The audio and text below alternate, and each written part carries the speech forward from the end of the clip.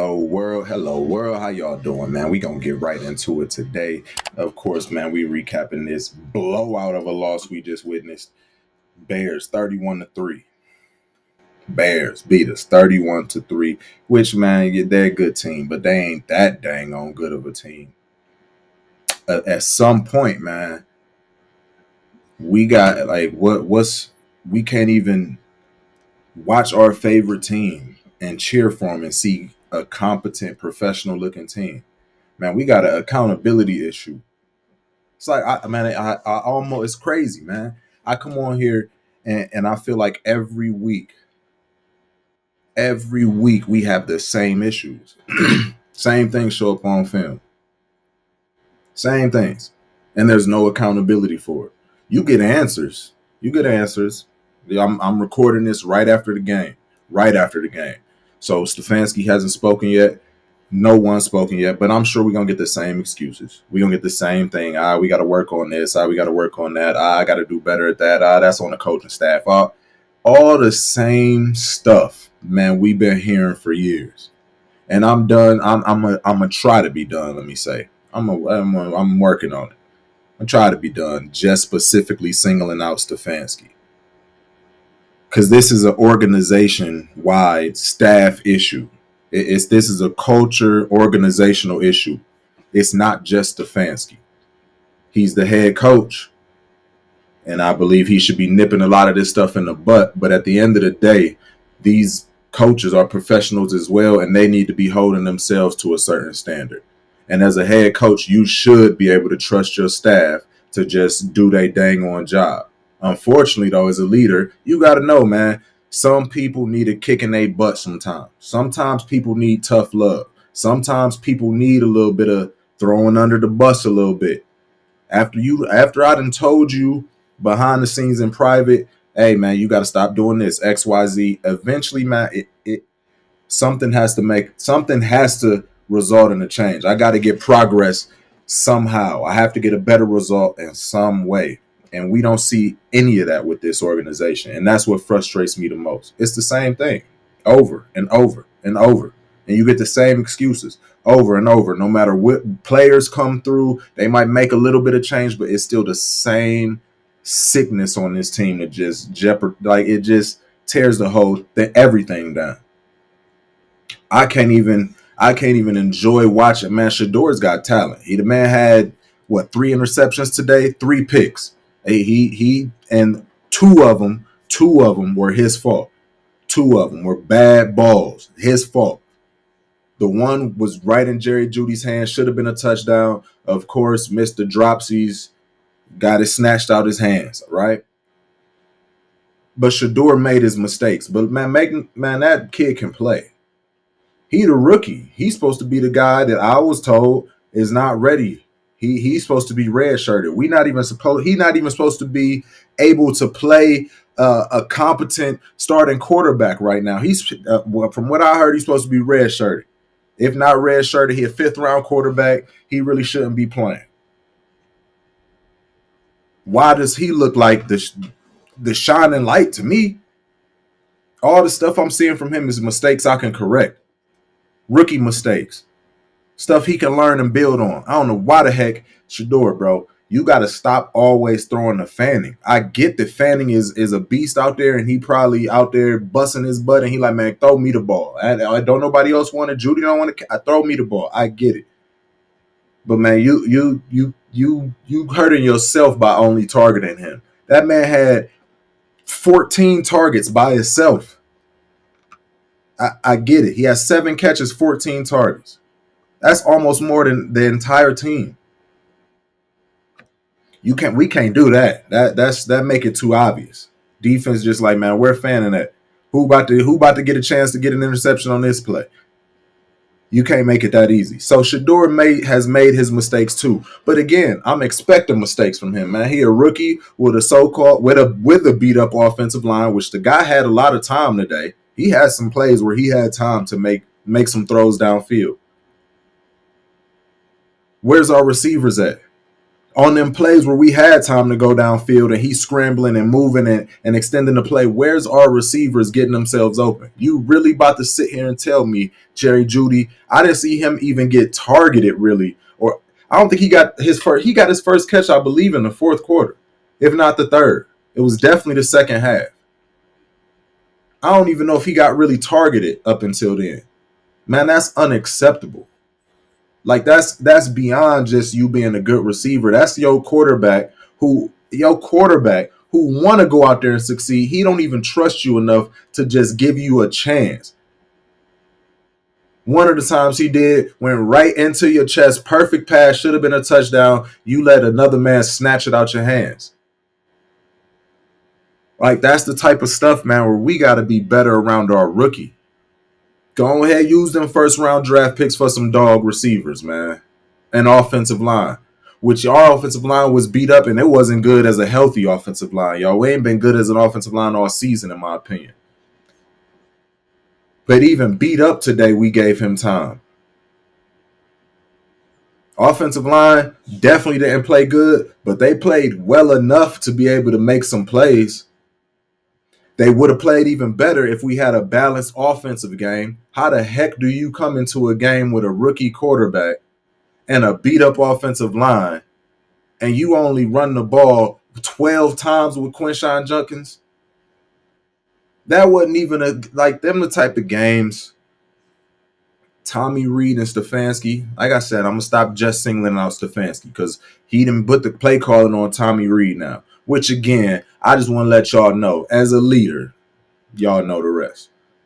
But Tommy Reed, you the play caller. Okay, fine. You want to put the blame all on him? Cool. Where's our run game at? Beat up offensive line and a rookie quarterback going against a not so great defense in freezing cold weather. Run the ball should be like number one on the do it. That's obvious list. Why we got to go against the grain? As a beat up offensive line, when you bandaging up your offensive line and you got pieces and parts making up your unit, running the ball is easy. That's what they want to do anyway. I can put my head down and we could just run forward. Let me just make a way for our running game. I could do that. Even if I'm not that great I don't have excellent footwork, I'm big, I can move some people out the way usually. A beat-up offensive line, a not-so-good offensive line can look good in the running game. We chose to not even attempt to do it. That's the type of, why? How? 12 carries, 21 yards. He had a 1.8 average, which, I mean, I get it. I guess because he didn't have a good average. But, man, how do you not run the ball? Even if it's not working them 12 times on that 1.8 average, man, I'm running it 12 more times at some point throughout that game with Quinshon Judkins. Are you kidding me? Because now that's a trickle-down effect. Now you putting Shedeur, your rookie quarterback, and even more in favorable odds. Because now the defense just saying, oh, we ain't got to worry about no run game. We just about to pin our ears back. Let's pass rush. We already not scared of these receivers anyway because Jeudy looked like he don't even want to play. All we got to do is find 44 Fanning, and we good. No favors for Shedeur. Didn't set this man up for success at all. Where the heck are our screenplays? Can we run a screenplay and have some offensive linemen, some blockers out in front, and get people out in space to be an athlete and play? Where's that at in our offense? That's easy yards to get your rookie quarterback in a rhythm to get the ball downfield. That's easy opportunities to get your playmakers and your skill guys the ball. So now, all right, I'm in a rhythm and you allow me to make a play. Now and also compounded on that, now your offensive lineman in a position where now I get to knock people's heads off. Man, it's a win-win-win. And we didn't do it at all. How many screenplays y'all see? How many easy dump offs did y'all see? Only time I saw it is when it wasn't a designed This my number one read dump off. It was a bailout with Quinshon Judkins catching the ball and nobody out in front of him blocking, defender right there. That's not what I'm talking about. How the Bears, a competitive playoff team, they got their coach, got their quarterback, all that. They over here running all these plays. They can run the plays. So successful teams run these plays, but you don't see us do it at all. That's what I'm saying, man. It's more than just the talent on the field. Our coaching staff does not put our players in a position to win. Offensively, specifically. Defensively, they just aggressive. It's a Schwartz game plan. That's his style. It's gonna be aggressive. They're gonna get burned on a lot of plays. They're gonna get beat on a lot of plays. That's just the way it's going to be. And in times like this, towards the back half of the season where the offense isn't doing well, they frustrated, they see we lose, and we're not playing for nothing unless you Myles Garrett going for the sack record. It's hard because when you play aggressive, man, you got to be disciplined. And all 11 guys got to be in unison doing the same thing. And if not, one player, one chink in the armor, one mess up is a big play. We in man, we going aggressive. You gotta be on it. So if somebody just kind of going 70%, man, that's it. If your defensive lineman is no longer just hungry going for sacks because they bored, they getting the ball ran down their throat, the offense ain't doing nothing, they tired, it's cold, it's the end of the season, man, they humans. They coaches, staff ain't no rah-rah type guys. We do nothing to put ourselves in a favorable position in this organization, man. The penalties, lack of discipline, like it's just over and over and over. It's over and over. I'm sure these guys are great dads and husbands and brothers and nephews and sons. They great people, but man, they don't. It's a disconnect. It's a disconnect in our organization. To me, I see it as Stefanski. He's the head coach. He's the head coach, and I see him constantly not getting the best out of this team. This team is better than what you see. We are not supposed to be getting beat by the Bears 31-3. 31-3. Special teams, trash. Every week, we don't have any type of gap discipline in our punt coverage and our kick return coverage. When we kick that ball, every player on that field that's running down has a lane they supposed to fill, a gap they are responsible for. Week after week, we see the same thing, which is a error in gap discipline, which is an error on coaching. Because if you see the same thing over and over happening week after week, something either is not getting addressed in the film room or the players are not listening. And if you're not going to listen and do what the play says on the field, you shouldn't be on it. We are enabling just laziness, man, complacency. We enable it because if you putting them guys on the field over and over when they keep making the same mistakes, and I'm just assuming, I ain't seen the film yet, but man, I don't even get into the nitty gritty to see, who is it always? Is it always the same guy that's always messing up? I don't know if it's the same guy that's messing up. I have noticed they've started putting starting defensive players out there. You see Swessinger out there. You see Delpit out there. You see some of these guys out there, which often you see that when special teams ain't playing well, because that ends up putting the defense in a bad position. So if you don't want to be in a bad spot, go out there and play. They still making mistakes. You can blame it all y'all want to on talent, man. That's not a talent issue. That's not a talent issue. Not when we weak, whatever this is, 3 more games left in the season, and we still seeing the same stuff. That's coaching. That's coaching. And maybe they saying it, but when you're not getting the result, when your players not mimicking what you coaching on the field, they shouldn't be on it. You can't tell me somebody on that 53-man roster is not willing to do exactly what you say and just fill a gap. They in the NFL. They good enough to just fill a gap. What y'all seeing is people running through here untouched week after week, big returns, big plays in the special teams. Thank goodness for Bojorquez and for Schmidt, the punter and the kicker. which as a coach, you don't teach guys how to punt. They come into the game knowing how to punt. You don't teach guys how to kick. They already know how to kick. That's why we were cycling through kickers. It seemed like we found this one. The man hitting 50 yarders and freezing cold, where people talking about how windy it is, and it's 8 yards less and 7 yards less than what they max. He's been efficient. So all the good stuff I see is stuff that don't even got nothing to do with they coaching. They go out there and they do their job. Thank goodness we found professionals to do that. We got to find coaches to coach up some other guys, man. Not everybody is just going to do their job on their own. It's crazy. We got to see the same thing every week. Can we put our guys in a position to win? Trash offensive game plan. It was, I think, 14-3 at halftime, or either early in the third quarter we hit the field goal. It was 14-3. That's a competitive. We in the game. We can compete. We can do everything we want to do. And then the Chicago Bears just kept making adjustments, kept taking what the defense give them, kept forcing Shedeur into mistakes because he want to keep throwing the fan in, which again, he a rookie, y'all. I'm expecting him to do some stuff where it's like, man, what are you doing? But man, it's inexcusable, some of the other mistakes we see. First drive of the game, which means these scripted plays, we got 12 men in the huddle.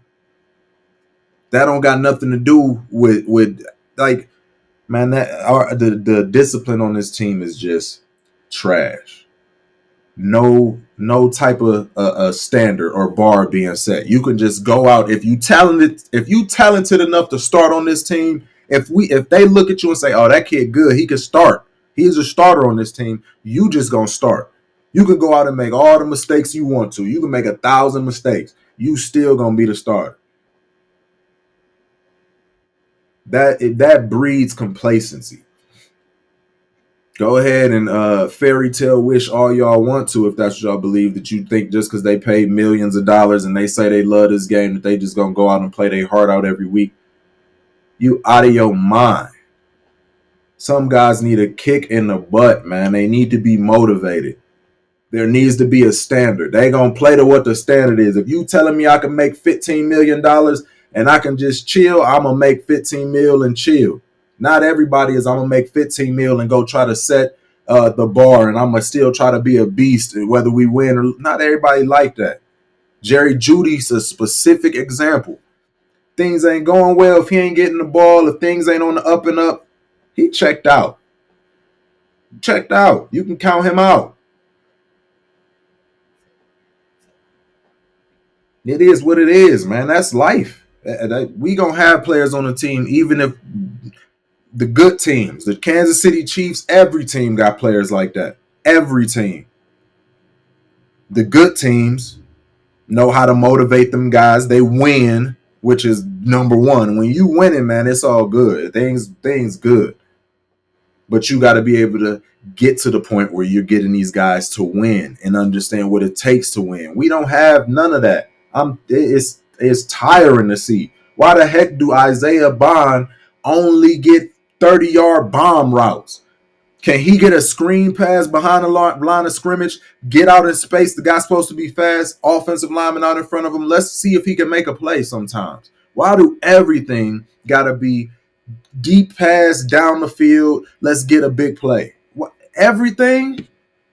Can you make something easy? It just don't make no sense, man. This team, they is just crazy. It's crazy to watch, truly. And yeah, we had a lot of injuries from guys today. Ward was out. Malik Collins, which is huge. Y'all seeing for how many weeks? 2-3 weeks in a row he been out. And every week since he's been out, man, our run game is not the same. Malik Collins was playing at an all-pro level. All-pro level. That's obvious now that he's out. Like I said, Ward being out, that's huge. That's huge. That was big, especially with these Odunze being out for the Bears. Their receiver who was supposed to play got hurt during warmups. That was big for us being out. That helped us out a lot, and we still got crushed because we couldn't stop the run. But that's Malik Collins being out hurt. Who else was out? And Joku was out.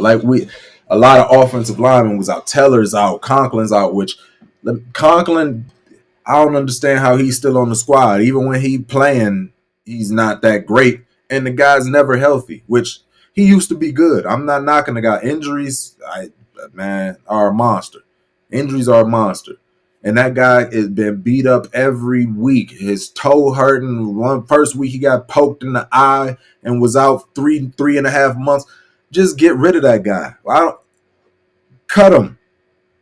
Teller. Wyatt Teller. I don't y'all may as well have traded him. If I'm Wyatt Teller, I don't even know why I want to stay here. I'm pretty sure he's a free agent after this year. Why the heck would he want to stay here? Supposedly he's out with an injury, but that's a little fishy, man. For the past couple of weeks, they was rotating him in. He said the coaching staff said he wasn't playing well enough, so they was kind of subbing him in and out. They said he had an injury. That's a fishy situation. Y'all may as well have traded him. You obviously don't see him a part of your future if you swapping him in and out with other offensive linemen in the middle of drives. Which that's an Andrew Berry thing. I'm not trying to everybody getting some of the blame. Like there's a shotgun shot. Like it's just widespread in our organization. Everybody getting hit. Everybody making goofy decisions. I don't get it. I guess we just truly are tanking and don't care if we do it in the most obvious and stupid, goofy ways. For what? For what? The stuff we do on this team just don't make sense to me. Year after year after year.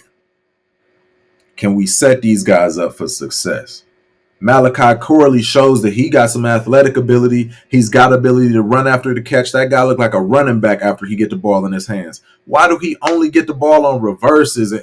Can we just implement these guys into a normal looking offense? Not even our play calling look normal. The Bears over there running screens, running options, and getting guys in the bootleg. We don't do none of that. It's Shedeur, drop back. Let's try to make a play. You and Fannin. Judy probably, I ain't seen all 22. Obviously, it ain't out yet. Judy out there, you can't tell me he's not out there just loafing. That man Shedeur made extended multiple plays where he just looking for somebody open. You see him pointing the guys. Judy, you an athlete. You fast. You telling me you can't make a move and make somebody miss and just run back to your quarterback and get. It's an effort issue. Effort, man. I truly believe that. These guys need a swift kick in their butt. Ain't nobody being pushed around in that organization. Thank goodness. That's why I love guys like Shedeur. He's got that it factor, man. Quinshon Judkins seems to have that it factor. When he make a big play and he out there screaming and yelling, and the way he pushed Micah Parsons down when we played, and Micah Parsons got up all mad and he like, yeah, Quinshon Judkins like, yeah, you can get you some more of this too. That's the type of attitude we need. It's football. It's football, man. Let these guys play.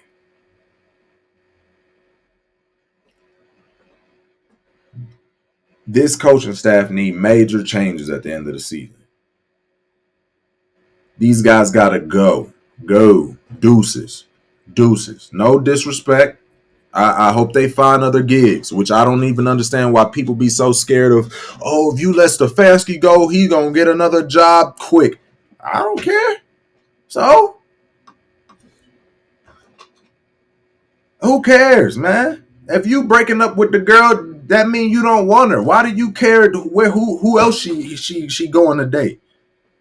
Mind your own business. You ain't want her. I don't want Stefanski. Goodbye. Ray Ventrone. I like Tommy Reed, actually. As a young coordinator, I can allow different mistakes. The way I complain about the play calling, yeah, all that is bad. But that's all stuff as a young play caller. I can make an excuse and say, all right, they're going to learn from that. All right, once they put on the film, you know what I'm saying, they're going to understand. Growth, that's a natural thing. But when you've been here more than 5 years, you have had more than enough time to implement your standard, your way of doing things, what you accept and don't accept, what you gonna allow. And I've seen enough to know I'm not a fan. I'm not a fan. This team got more talent than, man, we've won 3 games. 3 games.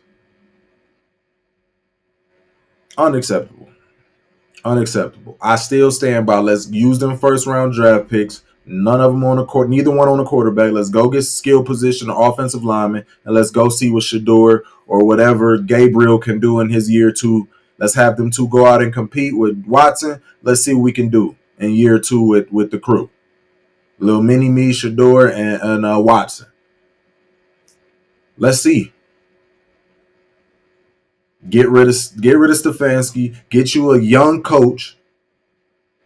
Bears coach, this is first year over there. The Bears, people was talking about Caleb Williams being a bust. Number 1, man, the guy's trash. He this, he that, he can't, he pay. All that stuff. He looked fine to me this season. When you got an innovative offensive coach, offensive mind, putting people in winning positions, they not far from us, man. They've been having seasons and cycling quarterbacks just like us. Now all of a sudden it just clicked this year. Crazy what happened when you get a guy that's a good coach. When you implement standards, when you put guys in winning position, man, it's crazy what can happen. Just last year he was a bust. Bears were not good. They changed a lot in their team. Yes, they did. But that guy doing a heck of a job over there coaching. They went and got offensive linemen. Them guys playing well. The Browns can have that same type of turnaround. Bring a guy in here who's going to coach these guys well and hard, have a standard, and be innovative, not stubborn. You just going to play in my system and we just going to do this because this is the way I like to do it, man. I don't care if you got to create a whole new something that the NFL's never seen for the team. If that's what fits the players that you got on the roster, do it. Do it. It's irritating. Can I watch a competent team that look like professionals? That's all. That's it. I expected us to lose, but not no dang on 31-3. That ain't even a loss. That's just embarrassment. That's just getting the brakes beat off of you. Come on, man. I'm going to sign off with that, though, man. I love y'all. I appreciate y'all for joining me, as always. Please make sure y'all like and subscribe. I'm going to be on here consistently, Lord's will. I plan to be on here consistently now. I appreciate y'all, as always, for joining me, man. Make sure y'all take care of yourselves this holiday season, especially y'all military guys out there, man, and y'all checking out the video. I appreciate y'all service. Take care of yourselves. Anybody away from family, friends, all that. Take care of yourselves this season, man. Reach out to somebody you ain't talked to in a while. Tell somebody you love them, all that, man. It goes a long way. But I love y'all. God bless y'all. Peace.